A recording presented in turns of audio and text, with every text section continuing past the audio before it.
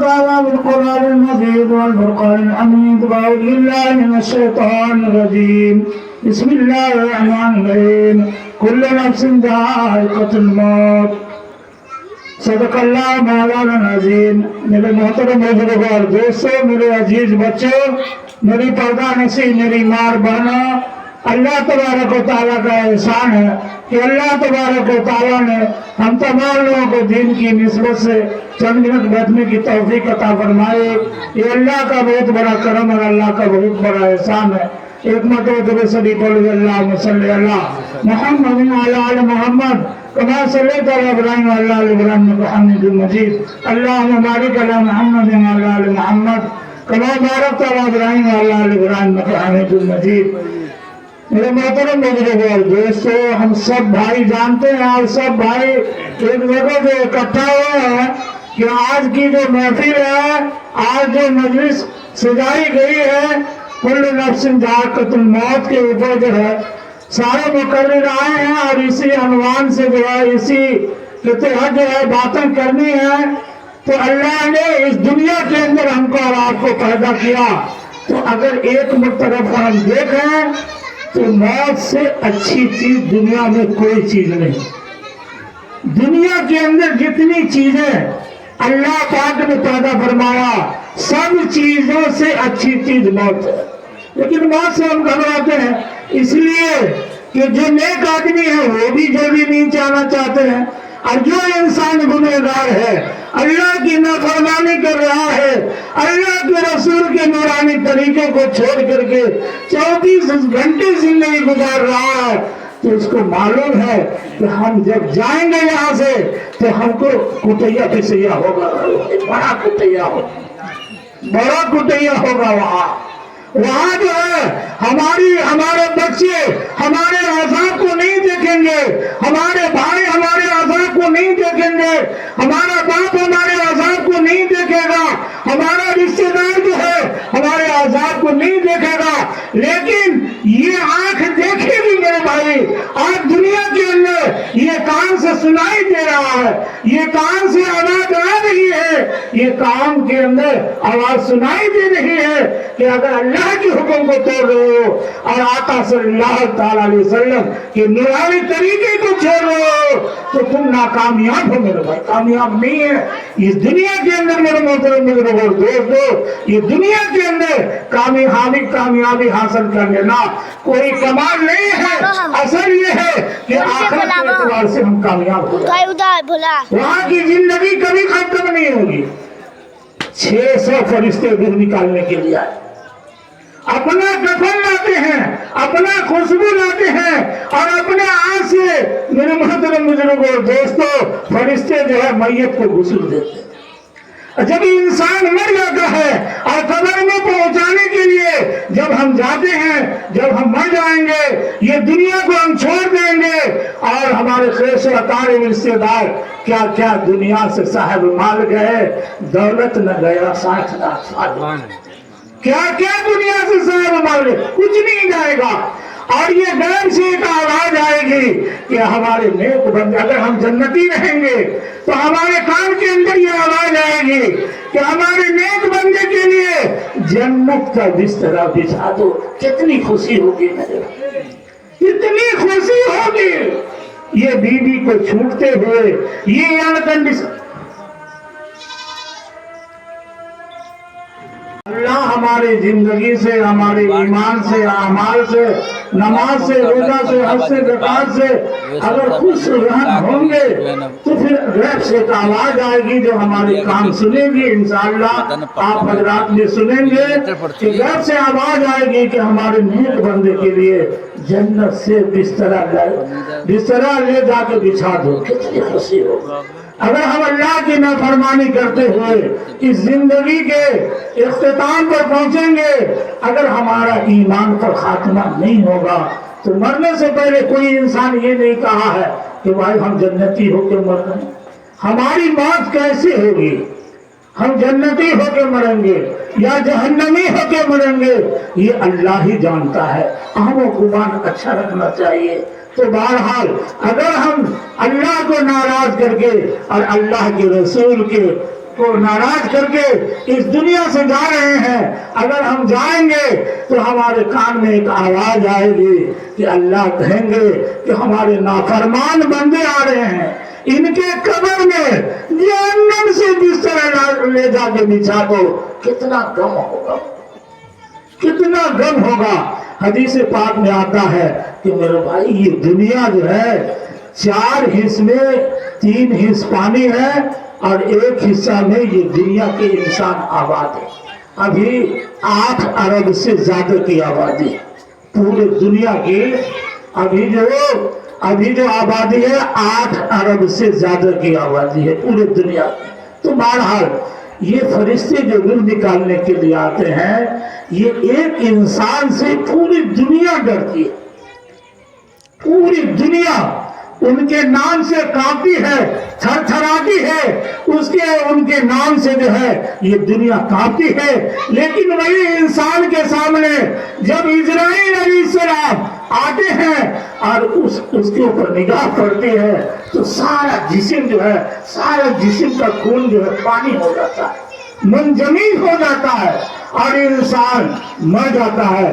تو حدیث پاک میں آتا ہے اتنے طاقتور فرشتے ہیں اور اتنے لمبے چوڑے فرشتے ہیں کہ 3 حصے میں پانی ہے. وہ تینوں حصہ کے سمندر کے پانی کو اگر اس فرشتے کے سر پر رکھا جائے تو قطرے کے مانند ہو. کیا ہوگا, خیال ہوگا ہمارا. جس وقت اگر ہم نیک ہیں تو پھر وہ شکل ہم کو نظر نہیں آئے گا. ایک حسین خوبصورت عورت کے شکل میں ملکوت موت آئیں گے اور دل کو بہلائیں گے, روح کو بہلائیں گے کہ بھئی تم نے اللہ کو راضی کر لیا, اب اللہ کی یہاں جانا ہے اور ہمیشہ ہمیشہ کے لیے آرام کی جگہ پہنچنا ہے. تو کل نفس ذائقۃ الموت, ہر نفس کو موت کا مزہ چکھنا ہے. کیا کیا دنیا سے صاحب مال گئے, دولت نہ گیا ساتھ نہ اطفال گئے. نہ دولت جائے گا, نہ بال بچے جائیں گے, نہ بیوی جائے گی, نہ بیٹی جائے گی, نہ بیٹا جائے گا, نہ دوست احباب جائے گا. کیا کیا دنیا سے صاحب مال گئے, دولت نہ گیا ساتھ نہ اطفال گئے. پہنچا تو لحقت آئے سب لوگ. یعنی جب ہم مر جائیں گے تو ہمارے دوست احباب خاندان والے کاندھے پر اٹھا کر کے پہنچا تو لحقت آئے سب لوگ. ہم راہ کے گھر گئے تو اعمال گئے. بھائی یہ اعمال کوئی معمولی چیز نہیں ہے, یہ بہت بڑی چیز ہے. اس کو ہم کو حاصل کرنا ہے. جب تک ہمارے جسم کے اندر روح ہے ہم کو کوشش کرنا ہے, فکر کرنا ہے کہ اللہ کا حکم ہمارے زندگی سے کبھی نہ چھوٹے. یہ آنکھ سے کبھی گناہ نہ ہو, یہ زبان سے کبھی گناہ نہ ہو, یہ کان سے کبھی گناہ نہ ہو. 24 گھنٹے ہم اللہ کے فکر میں لگے رہے اور اللہ کو راضی کرنے کے لیے لگے رہے کہ اگر اللہ ناراضی کی حالت میں اگر ہماری موت ہو جائے گی. حضرت اویس کرنی رحمت اللہ علیہ, یہ والدین کے اوپر جو ہے یہ مجلس سجایا گیا ہے. یہ والدین کا کیا مقام ہے, والدین کا اس دنیا کے اندر کیا مقام ہے. اگر کسی کے والدین ناراض ہیں تو یہ نماز قبول نہیں ہوتی, یہ حج قبول نہیں ہوتا, یہ تہجد کی نماز قبول نہیں ہوتی, یہ تلاوت کرنا, زکات صدقات ادا کرنا, یہ کوئی نیکی اللہ کے یہاں قبول نہیں ہوتی ہے. اگر کسی کے والدین ناراض ہیں تو اللہ بھی ناراض ہے. حضرت اویس کرنی رحمت اللہ علیہ کا زمانہ تھا. بہت بڑے اللہ کے ولی گزرے ہیں, بہت بڑے اللہ کے ولی گزرے ہیں, اور جنہوں نے ایمان کی حالت میں آقا صلی اللہ تعالی علیہ وسلم کو ایک مرتبہ دیکھ لیا تو صحابہ کے مقام پر پہنچ گئے. اور صحابہ کے مقام کو اس دنیا کے کوئی انسان جو ہے کوئی بغیر دیکھے ہوئے نہیں پہنچ سکتا. بغیر زیارت کیے ہوئے اور بغیر آنکھ سے دیکھے ہوئے صحابہ کے مقام کو اور مرتبہ کو کوئی نہ ولی پہنچ سکتا ہے, نہ کوئی عالم پہنچ سکتا ہے, نہ کوئی محدث پہنچ سکتا ہے, کوئی نہیں پہنچ سکتا میرے بھائی. تو حضرت اویس کرنی رحمت اللہ علیہ نے ایک مکتوب لکھا، خط لکھا، آقا صلی اللہ علیہ وسلم کے پاس بھیجا کہ اے اللہ کے نبی، میری خواہش بہت زیادہ ہے، میرے دل کے اندر طلب ہے، جستجو ہے کہ آقا صلی اللہ علیہ وسلم کسے یہ آنکھ جو ہے زیارت کر دی، لیکن میری والدہ کی طبیعت خراب ہے جس کی وجہ سے معذرت ہے، اس لیے میں قاصر ہوں وہاں پہنچنے سے، اگر آپ کا حکم ہو جاتا ہے تو میں فوراً حاضر خدمت ہو جاتا ہوں۔